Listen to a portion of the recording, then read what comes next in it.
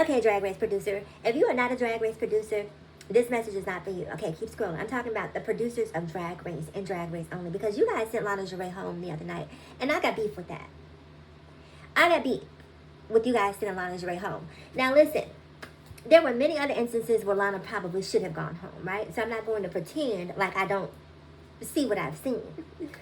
But she was not supposed to go home yesterday. Sam was supposed to go home. Lana JaRae lip synced her under the table, lip synced her off the stage. I didn't even see Sam star on that stage. All I saw was Lana. And this is coming from me, not even being a Lana JaRae fan, right? Honestly, not even thinking that Lana JaRae had the chops as a performer, because to me, it seemed like she was just ill-prepared to be in that moment. She just wasn't prepared, in my opinion. That's how I felt up until the most recent elimination with the Dua Lipa song. Lana JaRae was so poised, so controlled, so elegant in that lip sync that it was just like, it was a chef's kiss. Like, it honestly defied her age. I'm not used to seeing the young girls being that controlled. Normally they spin, they flip, they dip, they split constantly, which she did a dip. But what I appreciated about the dip was that she put a new spin on something we've seen a million times.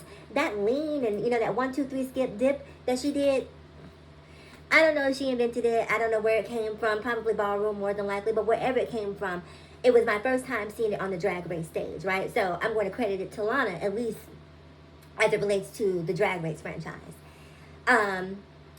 It was a unique spin on something we've seen a cajillion times. Honestly, something that I'm sick of seeing because it's so predictable and it's so redundant. We've seen it so many times. But seeing a new spin on it, then the split. When she went into the split was so slow, so elegant, so dainty, so C-U-N-T, so see you next Tuesday, that it was just like, she is really embodying the mood and the feel. She's emoting on this song, because sometimes you can see the girls who hop on the stage and what they're looking for is the next, wow moment, right? They're not necessarily taking time to interpret the lyrics. They're not necessarily connected to the lyrics. She was connected to those lyrics. The way she emoted, it was just, I cannot say enough positive things about that lip sync. Here's the thing.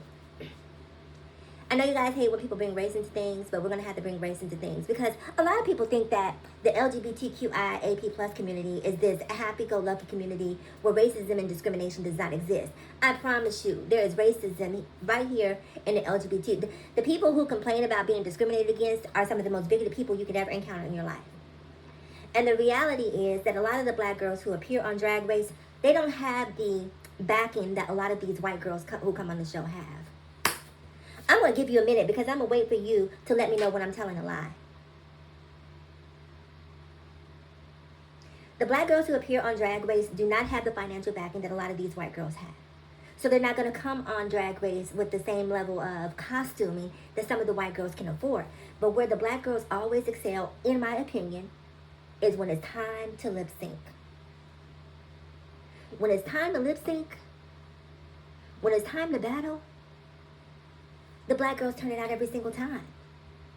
The only girls, and again, be offended if you want to, the only girls who can compete with the black girls when it comes to performing on Drag Race are the white girls or the girls of other races who have appropriated ballroom culture or the performance styles of black performers. Black girls have that razzle-dazzle when it comes to performing. Now, conversely, when it comes to the comedy challenges and improv challenges, the white girls, in my opinion, are a level up from the black girls.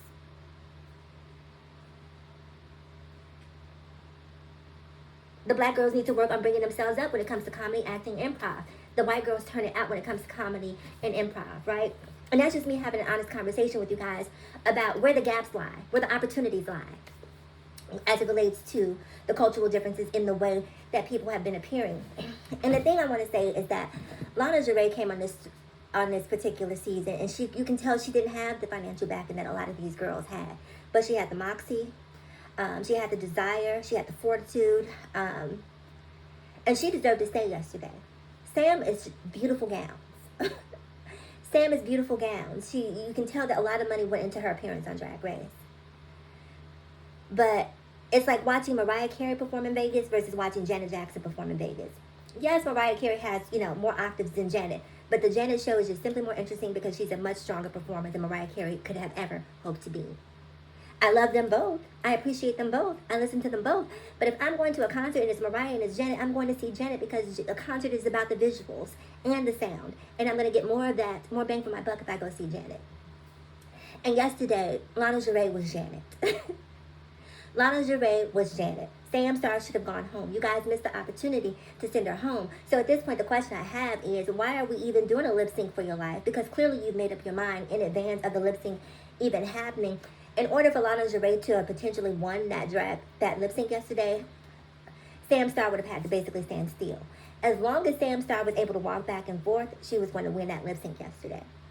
Because her track record was better than Lana's. That's true. But why didn't you send Lana home when she should have gone home? You're bad. You're boo-boo.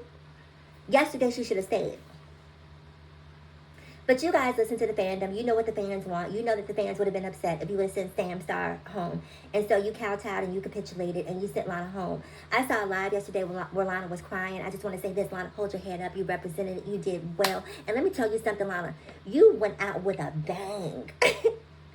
If you're going to go out with a bang. You put your stamp on Drag Race on Friday to that Dua Lipa song. Every time I think of that song from this moment moving forward, I will think about your performance on Drag Race.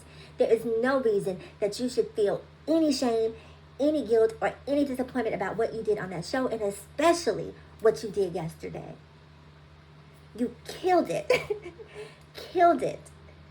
And I promise you, because of what you did yesterday, and because most of us logical, reasonable, sound people who are able to look and see what happened yesterday saw that you won, and you represented yourself so elegantly on there. You were so poised. Your bookings are going to be through the roof, baby. Your bookings are going to be through the roof. You came across so likable and so lovable and so endearing, and people feel like you were cheated yesterday. So sit back and prepare to collect the checks because they're coming. I'll see you guys in my next video. Bye-bye.